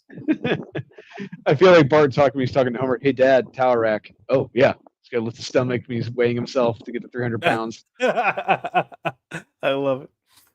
Let's go ahead and move on to our number 3 picks for June 2025. So coming in for my number 3, I have, I forgot to change the title, but this is Crypto, Last Talk of Krypton #1, written by Ryan North, art by Mike Norton, and colors by Ian Herring. Look, we talked about this, I think, last week on Floppy Drop. I know I was kind of lone man standing on this, but I thought this was a just fine, solid, heartwarming book. I'm a huge dog lover, though, so there's probably some bias here. However, Max also really liked this book and had mentioned that he thought it was one of his favorites of the week. And he's not a dog person. He's a crazy cat person. He's a crazy cat lady, apparently, allegedly. But yeah, so I felt a little vindicated when someone that's not a dog person said they really like this. But there's a lot of heart in this book. And some really clever things that they did from a technical standpoint. But I love the fact that when anyone's talking, it's in great text as far as Crypto's perception. And when it's words or phrases that he knows, it's bold and black. But yeah, good stuff. There's a great scene where he lays down with a baby Clark. And if you've ever had a dog, just to see kind of how protective they are in their nature, like I just love so much of this. And he's just a good boy. Just a good boy. But I look, I'm gonna be that yuppie that's watching Superman in the theaters that walks out and probably goes, "Crypto was my favorite part of the movie," and I have no shame in saying it. But at least I know I am biased to that degree. But Drew, do you think Crypto is gonna be your favorite part of Superman? I'm gonna say no. I think it's gonna be Guy Gardner. Oh yeah, flipping people off with his ring. Yeah, I'm very anxious to see his interaction with Superman. I'm very anxious to see just how standoffish or just how much of a dick he is to him. Yeah, I hope they let him be enough of a dick and not just a goober, if that makes any sense. Yes. Because James Gunn has a tendency to make Nathan Fillion just a goober, and which fine. Yeah, I understand. Yeah, me too. But the thing is, I have so much respect for Guy Gardner. It's one of those things where, is he a dick? Absolutely. Yeah. Is he a crass, can he be a crass asshole? Like a chauvinistic pig? Absolutely. But I'll say this: if you're in a firefight and you want someone watching your back, who's going to have your back, he's the guy. Yeah. And if there's one thing I've never forgotten, I love is in Green Lantern Rebirth by Jeff Johns and Ethan Van Sciver. It's when Hal's explaining how each of them use the rings differently and what their different willpower's like. And when he explains Guy Gardner, he's like, Guy Gardner, his is like a flipping like a water hose, like a fire hydrant. It's just like exploding. He's just exploding with willpower. And it's just that's him, and he's that muscle. He's that heavy gunner that you want on your side. Yeah, I'm curious to see what they do with them, and I'm a little nervous and a little hesitant. But same. Yeah. What makes me sad too is I do think Nathan Fillion has the ability to deliver like the gravitas to be that. So I hope they let him do it. Me too. He's kind of been pigeonholed into this like hokey type thing, and I'm like, man, this guy can actually do really good dramatic scenes if you let him. You just gotta let him. But yeah, Guy Gardner, a really fun character. He's had a lot of great moments throughout the run, and various runs of Green Lantern. And yeah, I remember I think it was from when Rebirth started. There was a book that he was in, and you had like Sinestro and the Yellow Lantern Corps, I think had him held hostage, and he ends up like breaking free and getting out. And I remember being like, yo, what a badass. Yeah. He's if there's one guy, like if you're fighting against Guy Gardner, you better be bringing like your army and someone else's army, because the chances are, your guy's willpower not going to match his at all, any way, shape, or form. Your army won't match his. You're going to need two. But Drew, we have to keep in mind the guy that they're referring to as their comics expert to answer these questions is Tom King. And Tom King is the one that wrote Hal Jordan saying, "What is willpower anyway?" That is very true. What a hoe. Jerks. Stink ass hoe. Stink ass hoe. And Kaiser Jose put Jeremy Adams made me a Guy Gardner fan. Never read Guy before Adams. Drew, do you have some maybe like 2 or 3 things to throw out to say? Yeah, hey, check yeah. this? I definitely I will always recommend Green Lantern Rebirth. Definitely read that. By Jeff Johns and Ethan Van Sciver. It will blow your mind. It's a great reintroduction to the characters. And I gotta recommend Green Lantern, Hal Jordan and the Green Lantern Corps by Robert Venditti, Ethan Van Sciver, and various other artistic legends working on that book. It's fantastic. And I will recommend, I think it's Green Lantern Lost Corps. I think that's what it was. I think Tom Taylor wrote that, and it's with Guy Gardner and a few others, and they're trying to make their way back. It's really good. Nice. Salty Traveling Sea is coming in with my confidence is very low for Gunn Superman. Many, many reasons for that. Maybe my gut is finally wrong. Yeah, I'm with you. I do have a friend that he's watched the film. I asked him what his thoughts were. Yeah, he said it's better than he thought it was going to be, because he was really nervous as well. So that's a plus, but I don't know how good or great that is in terms of scale. There's a lot of like 60s weirdness in there, like 60s Superman sci-fi kind of weirdness going on. and he didn't seem. He seemed to acknowledge the fact that it's kind of like leaning into the comics from that era, but he also wasn't enthusiastic about it. And the one thing he said was, "It's nice to have a Superman that feels like a hero." So, I was like, okay, that's probably the most hopeful thing I've gotten from this. So we shall see. Well, I got my tickets for next Thursday night at 6:00. So yeah, we'll see. Yeah, I'm not holding my breath, but I'm anxiously optimistic. Salty's coming in with Rebirth is genius. I completely agree. Yes, and I'm so blessed to have been around. Like I was in. I think I was stationed in England, or at the time when that was coming out, I was reading it, as it was coming out. Now my mind was just fucking blown. Reading it in the art by Ethan Van Sciver, it was mind blowing. Knowing that he drew that all by hand. The guy was nuts. Yeah. Salty put, apparently you either love it or hate it for Superman. That is essentially what I'm hearing as well. So part of me wonders. I'll be curious to see it. I'll just leave it at that. Kaiser put Fantastic Four looks like a better movie. I will say, we'll see. I don't know. I'm hearing things. I'm hearing. I know. Look, it's a weird thing where, if we talk about it from a technical aspect, I think Fantastic Four has more of a visual identity than Superman. Like it's got the whole 60s vibe. I think whatever Matt Shackman did to set up this world, I think works. I think that's the best thing it has going for it. And I think some of the cast is really good. Not Pedro. He's miscast terribly. However, I do think the weakest thing about Fantastic Four is going to be the script. So take that where you want to take it. And yeah, we'll see what happens there as well. But I will also remind people that Marvel's marketing team is pretty damn good, because they even made us think that there was a slight chance that Echo could be potentially halfway decent when they released those trailers, even though we knew it was going to be shit. We saw those trailers come out for Echo and we're like, okay, there might be good. Oh, Josh muted. Dad, tower rack.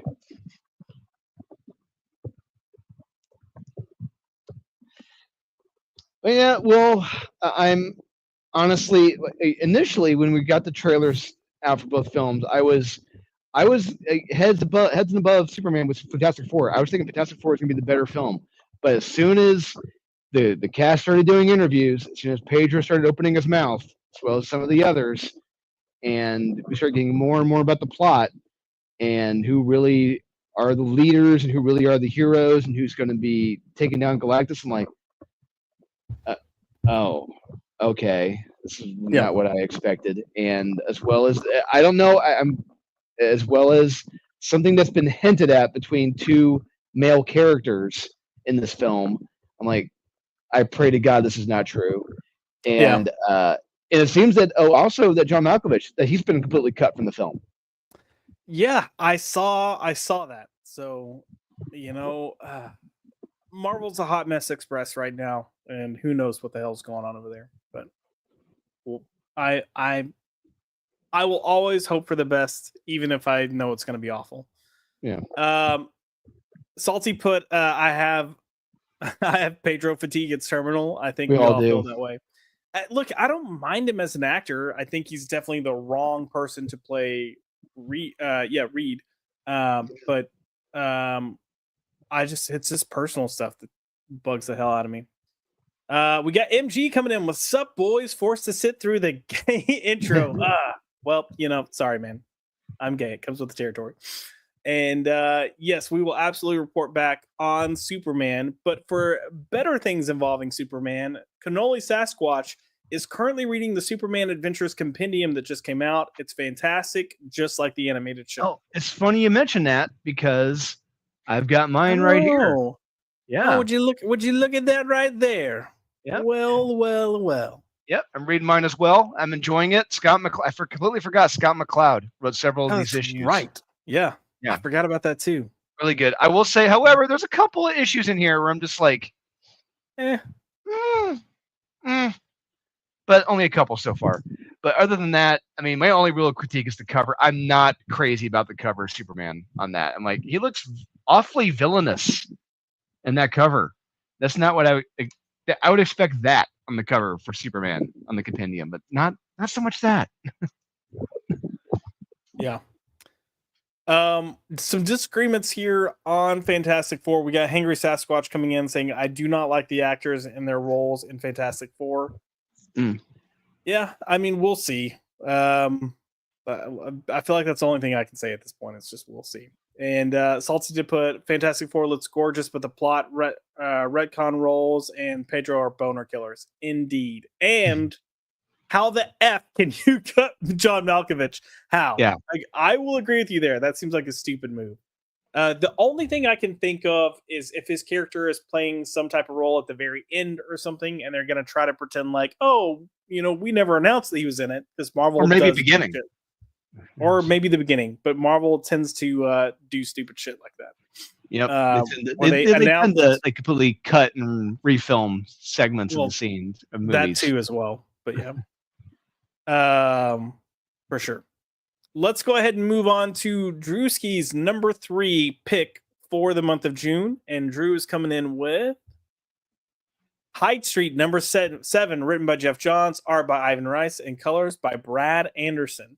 So, Drewski, this was a fun kind of trek down horror movies, tropes types thing, I guess. But I would say if you're a horror fan, you're going to have a lot of fun with this issue.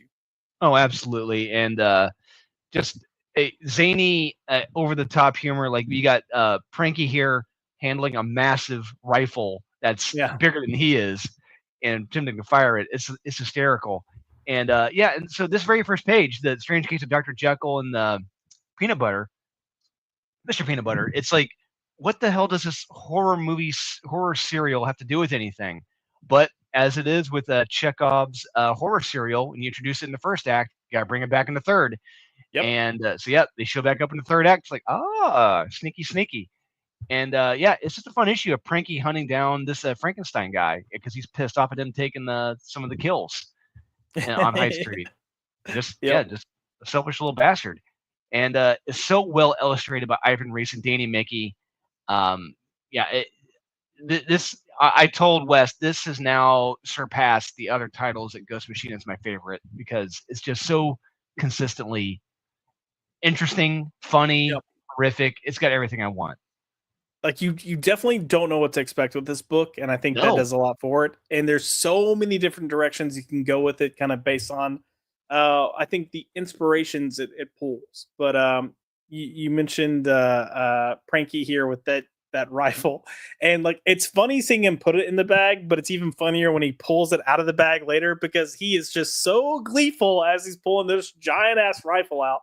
Yeah, it's like something straight out of Tex Avery with the old Looney Tunes cartoons.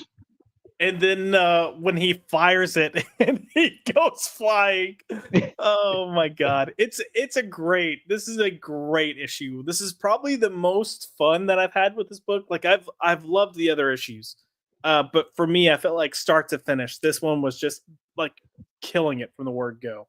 And sometimes the previous issues will have parts of the issue where it would just dip a little bit or kind of slow down a little bit. For me, I thought this was like firing on all full cylinders every single page. So loved it. Let's see. We got a couple people talking about this in here. And Kaiser Jose put, this is my favorite issue of Hyde Street so far. We have Salty coming in with, do we think High Street would make a good streaming show if there was no DEI/agenda? I think so, if you could get the right person to direct it. Yeah. Like you've got to keep. I would say the guy who's doing the show. It's not The Leftovers. I forget what the hell it's called, but like it involves people who get trapped in this town. They can't leave this town, and there's the dead or people that the survivors know that are dead come back at night to haunt them and to kill them. The guys stay locked up at night. It's an interesting series. I've only seen like the first 3 episodes or so, but it's like I can see someone like that handling a show like this. Nice. Yeah. It's one of those that you definitely have to have like a That's what it's visual. called. From. Yeah. Okay. Oh, you From. know what? I've heard Zax has talked a lot about From. Yeah, it's creepy. It is very, very creepy. The people behind it just signed on to do Something Is Killing the Children. Oh, that I'm not gonna lie, that's a great call because I hate the comic book series. So hopefully they can make it good. Agreed. I'm not the biggest Titan fan in general, so I don't know how much of it is just that for me. But yeah, I'll be curious. I'll be interested to see what they bring to the table over there. Ezekiel's coming in with Pranky was hilarious. Pranky, I always love Pranky because he's awful. Like he's like demonically terrible, but he's so mischievous in such a funny way that I can't help but love him. Yeah. Salty put Ben with Hyde Street since #1, so glad I took the chance. Agreed, man. This was the book I was of all of the books they advertised. This is the one I was looking forward to the most. Mm-hmm. Yeah, and this is the one that I've out of debuts anyway. I think this was the one that we were like, maybe. Yeah, the first issue was like, I don't know about this, but Right. yeah, it got better. Oh, definitely. And then yeah, Pranky soul showed a little soul in this one. Yep. And let's see. We got some people agreeing that yes, this would be a good streaming show. And then MG. So MG put, I dropped Hyde Street just because I wasn't reading it, because I'm behind on books, and I didn't think it would end up being valuable. All right. I mean, you look, you never know. The value of comics is always just crazy weird of how that stuff happens. But yeah, good pick. I had a lot of fun with this. I do think for me, this is the best issue of the series so far, just because of how fun it is. And I'm always looking forward to it. There's clearly so many characters that we haven't met yet that I can't wait to get introduced to. So a good book that should have a really long run. All right, we're going to move into our #2 picks for June 2025. So coming in for my number 2 debut for the month of June, I have picked Lazarus Fallen #1. Look, potentially controversial, I know. What I will say is Greg Rucka and Michael Lark, again, really good team. I think they deliver and deliver well. And when I was reading this, I had two thoughts of, wow, this is what it feels like to read a quality book again. Also, at the same time, Greg Rucka does have a tendency to lean into his personal thoughts and feelings about things. But I'm going to be honest, it didn't bother me here as much as it does like when he did the Lois Lane book, because the concept here started all the way back in 2013. So I don't know if that helps kind of create some separation for me, but it's a like post-apocalyptic world.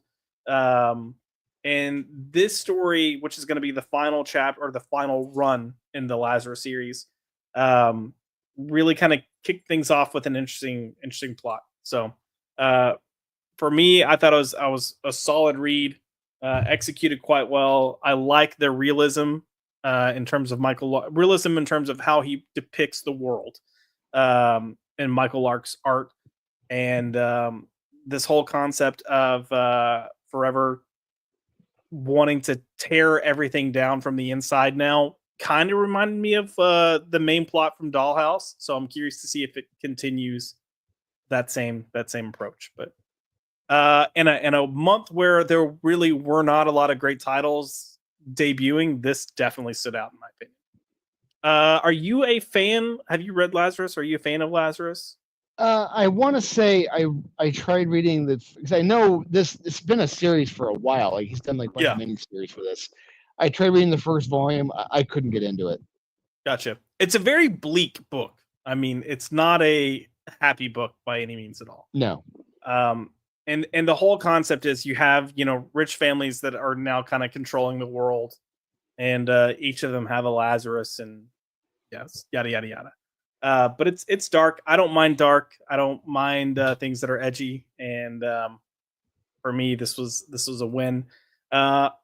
if you haven't read Lazarus, I do feel like you could kind of pick this up and go with it because the stuff that's introduced in this issue, the kind of direction they're taking it, is easy to catch on to. But you definitely you'll gain more if you've read the entire series. So I'll just leave it at that. Truski, coming in for your number 2 pick for June 2025, we've got Robin and Batman, Jason Todd, number 1, written by Jeff Lemire, art by Dustin Nguyen. This is a follow-up series to the original Robin and Batman that they did, which featured Dick Grayson. I'm going to let you take this away. So, one thing I've learned is that apparently this has been a very controversial take on this book. And I know apparently a lot of people are not a fan of this book. Yeah, I don't get it. Yeah, and part of me thinks it's because people are like, we already know the Jason Todd story. But true. But I challenge them with thinking, I'm seeing this book, this series that Jeff Lemire is doing as a book about Batman's relationships. Like we see Batman with Dick, like he's bright-eyed, enthusiastic. Bright-eyed, enthusiastic. He's having a great relationship with his Robin here, and at the beginning of this, we see, he's had his breakup with Dick, and Jason Todd is his rebound. And I just it's the one way to look at this. No, I get what you're saying. I was just like, Wortham's gonna have a field day with this. But then you have Alfred who's telling Bruce like, hey, no, Bruce, this kid is damaged goods. You should not. This is not good for you. This is not good for him. You need to get out of this now. You need to get. This kid needs help. And Bruce is like, no, everything's fine. Everything's great. I got this. But no, you clearly see from Jason Todd that this kid has serious emotional, psychological, and maybe physical abuse problems that happened when he was a kid. And Bruce just refuses to see it. Bruce thinks, it's fine. I can handle this. I can handle Jason. I know what I'm doing. But we all know where it could be going eventually in the future for Jason. But I love seeing it from Jason's perspective here, that just how damaged he truly was from the very beginning. And we don't really see, we've seen glimpses of that, but we really don't see it from the get-go before, as we have here, where it's like Bruce should have done something. Bruce should not have done this. But Bruce was alone. And Jason was his rebound, and wasn't a good rebound. Right. I'm gonna stay quiet for a second, because if we go to number 1, my number 1 pick is Batman or Robin and Batman is my number 1. Look, I agree with everything that you're saying, and I think the best thing. So the way. Hold on, pulling the original. The way that Lemire and Dustin Nguyen approach these books is, it's not like a single type narrative story. They catch you in different moments. Like one issue will be like the introduction and how these characters meet. So that remains true for this run as well as the Dick Grayson run. And then when you get to issue 2, they kind of like shift gears, and it's like I want to say it was Dick. Yeah, it was Dick like getting introduced to the Justice League and the Titans. So you get that relationship. And I think for the 3rd and final issue, it was really kind of Dick stepping into his own as Robin with Bruce, and then kind of coming to terms with, his path as Robin, and kind of leaving what little anger he had about his parents getting murdered in the past to try to embark on a path of good. And here you're getting that same type of relationship with Bruce, but Jason is very much a very different person. You did mention the trauma that he's got. He does have a lot of trauma because of who his parents were and what they did, and maybe what he endured from them. But where Dick can have anger and use it for the sake of good, Jason becomes consumed with anger. And that's where we see the difference. And that's where you get those moments where Alfred's saying there's something wrong with him. Like, he shouldn't be this way this young. And I think Bruce, as with any parents that have kids, that there's something off. I think Bruce just wants to see the good, or maybe is arrogant and thinks he can make them better. But I think it's a a testament to just parenting in general. Like, I know a lot of families that have 2, 3, 4 kids, and one will be vastly different than the other, and so on and so on. That you'll have a saint of a child, then you'll have a child that just is a total menace to society. Yeah. And we get that here. We really do, and it's presented in a really good way. And I know a lot of people that are parents that read this, and they had a strong reaction to it just reading this book. And it's not forced, it's not heavy-handed, it just is, and that's what's perfect about it. And like you said, we don't get a lot of Jason as Robin. I mean, you have the history of when he first kind of debuted, and then they retconned his origin and made him less of a Dick 2.0 and more of a kind of what we see today. Like, he kind of always had a little bit of crime in him. Yeah. I'm sorry, I'm just reflecting back when he first appeared. It's so goddamn hilarious when you learn that. Redheaded, that's a gymnast, and dyeing his hair black so he could look like it was so weird. Yeah. Oh man. But yeah, I mean, anytime you could, even with some of the other stuff, they had Jason a little brash, like he pushed back against Bruce, but they never kind of dove into the psychology. So the fact that we're getting this here and now, I think is fantastic. And I'm curious to see what the next 2 issues are like and what moments they focus on to kind of tell this character story, because their whole approach here is very clearly on character and what separates these Robins, what makes them different, and how is their relationship with Bruce different.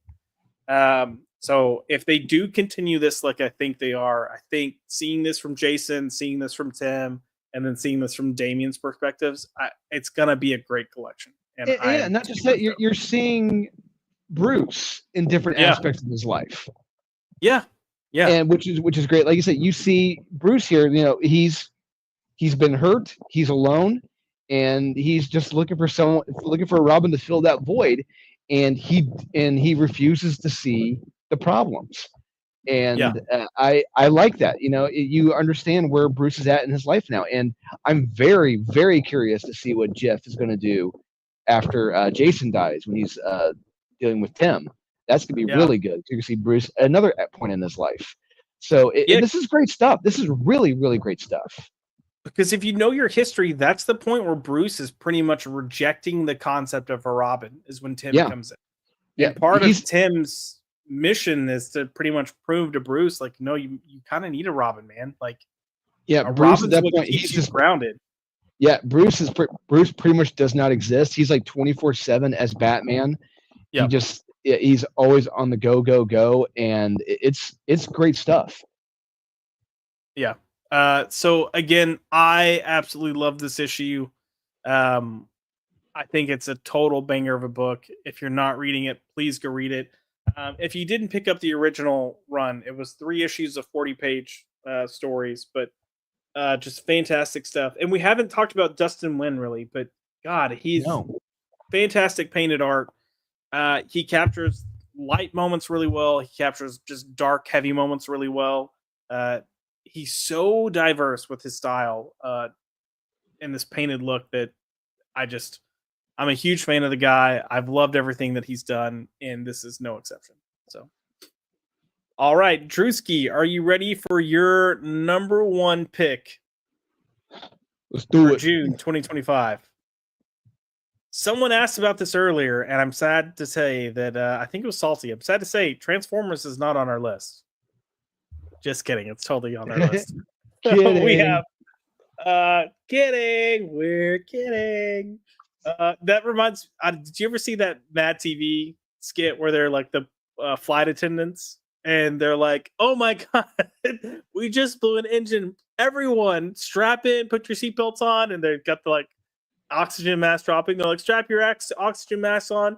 We might be going down," and they're like, "We're kidding." I have not seen that one. I got okay. find it and send it to you. But yeah, so coming in for Drew's number 1 is Transformers number 21, written by Daniel Warren Johnson, art by Jorge Corona, and colors by Mike Spicer. And holy cow, is this one badass issue. Yeah, and once again, I mean, we get a little bit. I'm going to talk about it because it's right there, but we get a little bit of what's going on with Ultra Magnus, and so I want to get more of what's going on with him because he's being pretty much tested and experimented on by the government. So I'm very curious to see what path we're going to go down with him. What's going to happen to him? He's going to be turned into a headmaster, which is another toy line involving Transformers, but we'll see what happens with that. But yeah, this is just an action-packed book. You just Rock'em Sock'em Robots. This was this book, and I absolutely love that. So beautifully illustrated. The fight scenes are awesome and hilarious. You get to see, our huge combiner Autobots and Decepticons going at it with each other is so awesome. This book really, truly makes you feel like an 8-year-old again, watching Transformers, and you're just if this doesn't much like Spider-Man Wolverine, if this doesn't bring out that inner creativity in you, bring out that kid in you, I don't know what will. This has been fantastic. Yeah, it's been a shit ton of fun. I do want to say real quick, like, clearly if the government's doing anything, it's gonna make it better. Like, the government always makes things better, right? Always. No, I am having a blast. I'm really curious to see what they do with the last 3 issues before they end their run, because that's what we got left: 22, 23, and 24. And then Daniel Warren Johnson and Jorge Corona, thank you for your time. You've delivered one hell of a book. It's going to make a fantastic omnibus, and then shit's going to get real with Kirkman and Dan Mora. Like, what the heck? Like, what a great time to be a Transformers fan. Like, I don't know what else to say, but yeah, all the pieces are kind of falling into place. And last month's issue and this issue, just Jesus, badass is the only way I can think of describing this book. So yeah, this is the best Transformers has been since All Hail Megatron, and that was almost 20 years ago, which is nuts.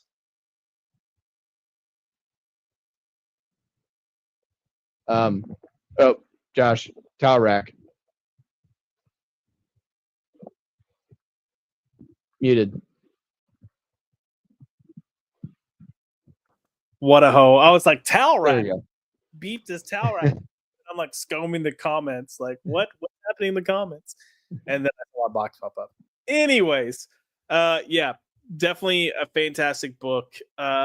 If you haven't, after all the praise Transformers has gotten since it debuted, if you haven't picked this up and read it, that's on you, man. Like, I don't think enough people, plenty of people have praised this book that, that should have been enough for you to go, yeah, I'll check it out. But, we've got trades coming out. They're starting to do the hardcover collections that are like the maxi trade, I guess you could call it. That's the 12 issues instead of the 6. And oh, please. Yay! There it is. But yeah, this is the first 12 issues of the run, and then I look forward to getting the second collection as well. But just flipping through here quickly is like, gives me tingles in inappropriate areas. Anyways, we are going to start wrapping up the night. Drew, is there anything else you want to say about the comics from this month? Wasn't the strongest month. It wasn't the worst month, but there's still some good stuff out there. Yeah, agreed.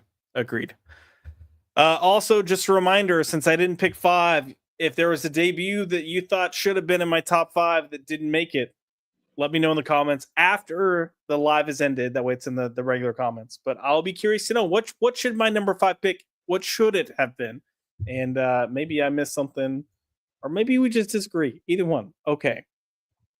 Coming up for the remainder of the week, we will be back on Thursday for a little floppy drop. Actually, Drew, it is the day before 4th of July. Are you good to do floppy drop? Yeah. So yeah, I'll be reading the new comics tomorrow. So Yeah. no problem. Same. I will be doing the same. But yeah, so we should be here for Floppy Drop on Thursday. You might hear some fireworks going off in the background, at least here, because I live out in the country and people blow shit up.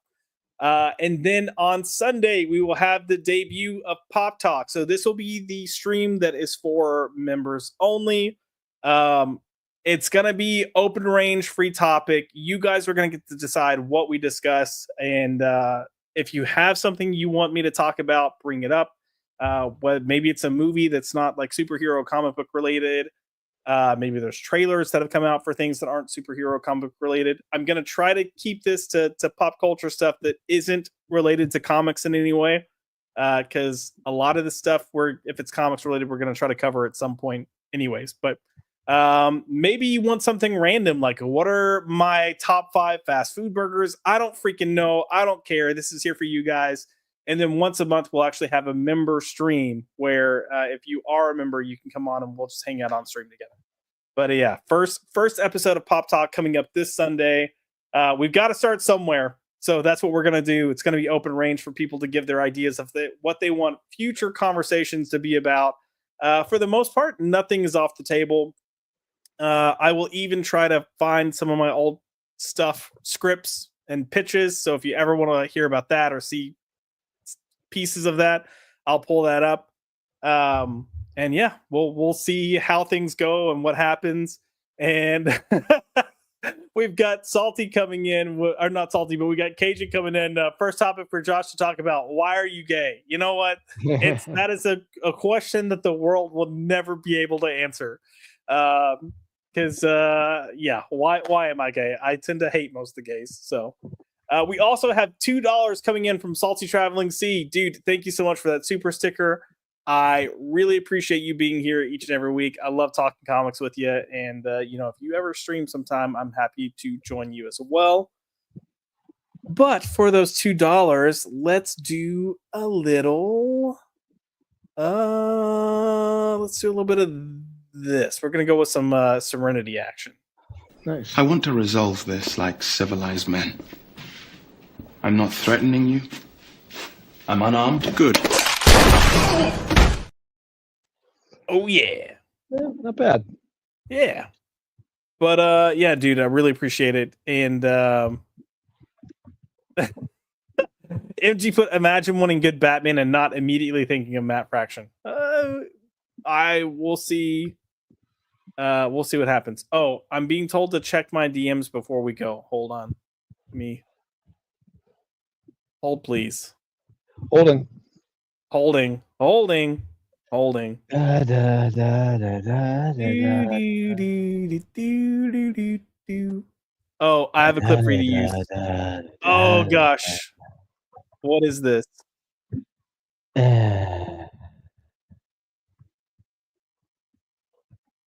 So on Friday night, Maxi Poo was having trouble talking. Let me see if I can get this pulled up.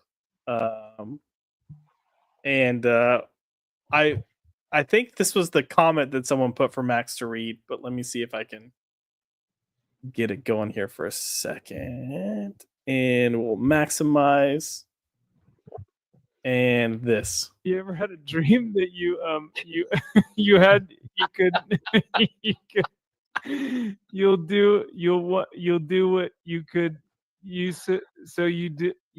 could do anything you want them to? Yes. I love that clip. Yeah. If you missed that stream, Max had like 3 or 4 moments where he just could not talk. And good times. All right. Thank you for that, Kaiser. I appreciate it. And yes, Firefly Serenity for the win. And Fraction is on a new book. So Fraction is taking over Batman. Yep. Soon. But I heard they're bringing Alfred back, so I'm not mad. We'll see. If he does that, he'll win over a lot of fans. Oh, for sure. And then MG put, I think a lot of shop owners aren't reading books anymore, which honestly,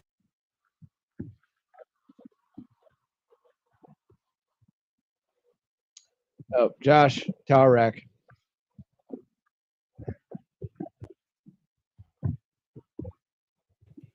There we go. Are we back? Yep, we're back. Awesome. Well, we are going to go ahead and wrap things up there. I know, Salty. I'm sorry. Damn it, me. And yes, Alfred is needed back. And girl on girl conversation comics are excellent. Well, according to some Yasoi Whack, Comics RX, comics are good, guys. Excuse me. I burped trying to do my best Yasoi Whack impersonation. But yeah, we're going to go ahead and wrap things up for the night. Again, we have the link for Unholy Nightmare #2 pinned in the chat.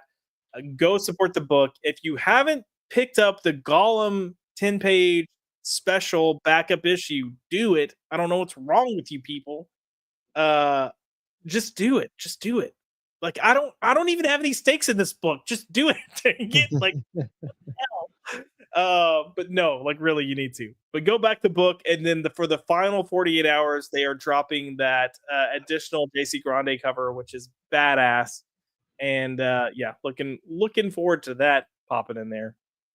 But yeah, we're gonna call it a night. Truski, if people want to find you, where can they find you? You can find me on Facebook, Dolan Waddick. You can find me on Instagram, Dolan_Waddick, and you can find me on Thinking Critical this weekend, Saturday and Sunday. Hoorah. Oh, you're gonna be on there for? Are you gonna be on there for Comics Aficionados? I'm gonna talk to Wes about that, but at least it'll be there for the best of the week. Okay, for sure. And then Sunday the closeout stream. Absolutely. Yep. Yeah. As for me, you can find me at Joshua L. McDonald on Twitter, or you can find the channel's handle at by Popped. We are here every Tuesday for a rotation of shows. We are here every Thursday for Floppy Drop. And then I will be here every Sunday moving forward for Pop Talk, unless we were doing something special. And again, those something specials could be a full-on member stream where I have members just come join us and hang out for a topic. It could be something crazy and stupid like Fuck, Marry, Kill. Who knows? We'll figure it out.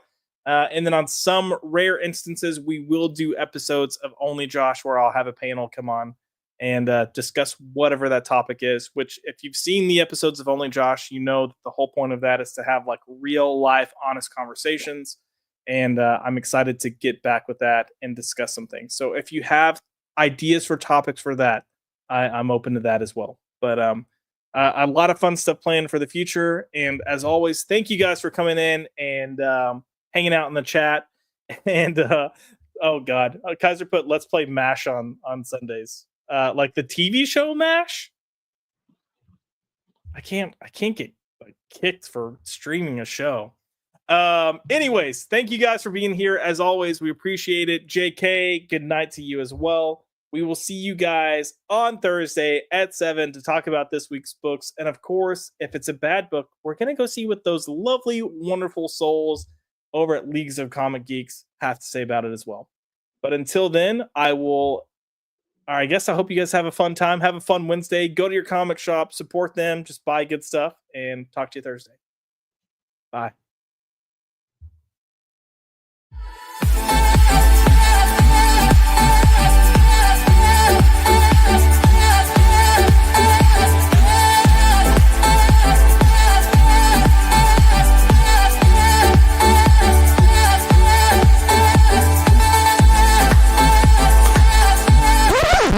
Get the fuck